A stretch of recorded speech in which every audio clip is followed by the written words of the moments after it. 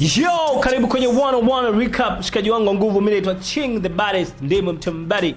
Baba lao baba la tote. Kama bado uja comment, uja like, uja subscribe YouTube channel ya 69 Media Pro, basi wakati ni wako, wakati ndo huu au sebara kufanya hivyo.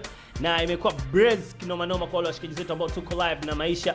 Comment, like inakuwa ni vizuri kinoma noma. Bana, story ya leo bana kwenye 101 itamuhusu Ben Paul na nitakupitisha kwenye engo zake. Unajua kuna wakati unapitia maisha fulani magumu mpaka kiasi kwamba unajiuliza una nuksi gani ambazo zimekukuta.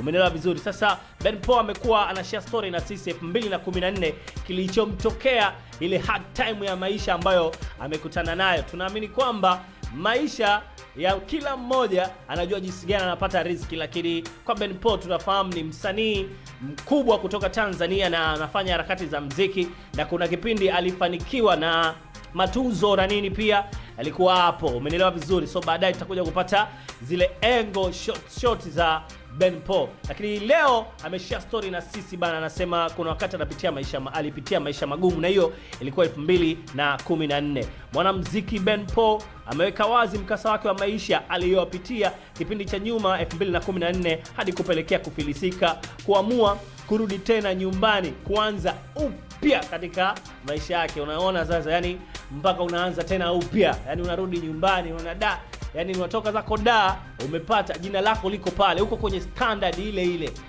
Umeelewa? Kasoro show na pesa inakata kabisa kwenye nyumbani, katika lifestyle yako ile inakata kabisa. So Ben Paul ameshare experience aliyopitia. Umeelewa vizuri. So amesema kuna wakati anahisi kama alifilisika. Umeelewa vizuri. Yani alikuwa anahisi kama sasa dunia ishakuwa chungu. So ameshare story na sisi kipindi hicho 2014. Sasa tuje 2010, tuanze hapo mpaka alipoanza kutoboa. Umeelewa vizuri. So kuna wakati alikuwa anapata show, kuna wakati alikuwa maisha yake mazuri, kuna wakati yani, na kipindi kile alikuwa anategemea show sana kuliko hizi hela za mitandao, ilikuwa bado hamna kabisa. Umeelewa? Kwa hiyo maisha alikuwa mazuri mpaka afikia wakati akanunua gari la milioni 15. Umeelewa? Akawa anaishi fresh na mshikaji wake na nini. Sasa baadaye 2014 hapo maisha kaanza kubadilika. Yani upepo ukakata, mambo akawa hayaendi, lakini jina lake liko pale pale. Anapigiwa simu za show za mikoani, yani simu zile za interview. Umeelewa? Yani interview ni nyingi, lakini pesa ilikuwa tatizo katika maisha yake, yani hamna kitu kabisa. Alikuwa na akiba yake, akiba pia wanasema akiba iozi, lakini akiba ya kwake pia yake ilioza. Maana yake ile hela ilikata, akaeka bondi gari ambayo ni thamani ya milioni 15. Umeelewa vizuri. Ameweka bondi ile gari na nini, akapata milioni 5. Akaambiwa bana, isikiliza, rejesha ile hela ya kurejesha ile gari. Umeelewa? Ile hela ya kurejesha kwenye ile bondi, si unajua, ikakosekana. So maamuzi ya mwisho itabidi arudi nyumbani, akaanze upya maisha yake. So huyo ni Ben Paul. Tutakuja kumjua vizuri Ben Paul au sibana ametoka mwaka wa 2000 na ngapi, maisha yake halisi, lakini mpaka sasa hivi amefanikiwa kiasi gani au sibana. Tumtambue zaidi Ben Paul. Ni aina gani, ni msanii gani, alishakuwa na skendo ama ni nini, ama ni nini, inakuwa ni vipi? So Ben Paul, Bernard Michael Paul Mnyang'anga ni miongoni mwa waimbaji, watunzi nguli wa muziki wa R&B wa Bongo Flava nchini Tanzania. Anajulikana kwa sauti yake nzuri ya kipekee ya uimbaji, na pia sauti yake yani ni nyororo. Umeelewa? Na ni katika ngoma ambazo zimempa mafanikio na imekuwa ngoma kubwa zinasikilizwa na watu wengi, ikiwa ni Moyo Mashine. Umeelewa? Nikikupata, muziki yuko alomshirikisha Darasa.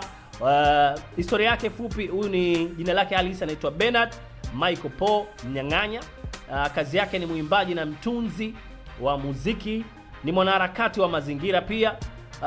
Ni mwanamuziki ambaye yuko kwenye standard, lakini pia kipaji chake, alianza harakati zake za muziki kupitia kukuza kipaji chake kupitia Tanzania House of Talent THT jijini Dar es Salaam. Umeelewa vizuri. Amepata umaarufu mkubwa kitaifa mwaka 2010 akitoa kibao chake cha nikikupata milele nitafurahi, nitaimba na kupenda hadi mwisho wa uhai. Kolabo zake amefanya kolabo na Mr Easy, Darasa Muziki, Kiss Daniel, Zai, Joe Makin, Juxi, umeelewa vizuri, na akiwa ni kama ni balozi wa mazingira of course. Pia ni mwanamuziki ambaye mpambanaji, mwanaharakati. Unajua ukiambua mwanaharakati ni unajua ni mpambanaji. So utaniambia kwa nini unahisi Benpo ameshare experience ya maisha magumu ambayo amepitia katika maisha yake. Nadhani kila mmoja huwa katika maisha kuna madaraja tofauti, na ndio maana alituimbia ngoma ya nikikupata milele nitafurahi. So kuna wakati watu wanapata maisha, baadaye yale maisha wanashindwa kuyahandle, umenielewa, kutokana na maisha ya mzunguko wa pesa. So Benpo alikuwa ni starehe, na ndio maana maisha yake akayumba, manake amesema yeye kikubwa kilikata tu show, lakini alikuwa na akiba yake ikaisha, umenielewa. Alikuwa na gari akaja kauza, mshasika kaa hana kitu, ni mweupe pe, ila kaa ingii, umenielewa. Baadaye tena na nini mapinduzi akaja, baadaye tukamwona huyo hapo Benpo amerudi tena. So utaniambia, utashare experience yako wewe, story kama hii kutokea.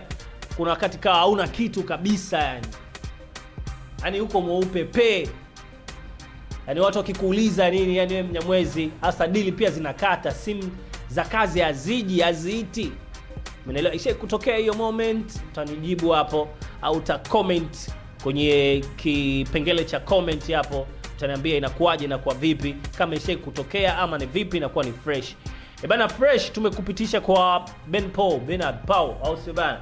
Na ni msanii mkubwa sana wa Bongo Flavor. For this time around anafanya poa na sauti yake ni nzuri, na watu wengi sana wanampenda Benpo kwa sababu sio mtu mambo mengi, umeelewa. Yani huyu kama kwenye ukimpa kitengo unaweza kumpa hata kitengo fulani hivi cha uwaziri.